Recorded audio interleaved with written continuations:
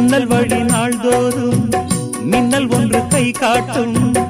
அம்மம்மா என்னைத்தான் ஆசைகளில் நீராட்டும். எனக்கும் உனக்கும் இருக்கும் நெருக்கம் இளமை தொடங்கி முதுமை வரைக்கும். இரவும் பகலும் உறவை வளர்க்கும், இடையில் இருக்கும் தடையை தகர்க்கும்.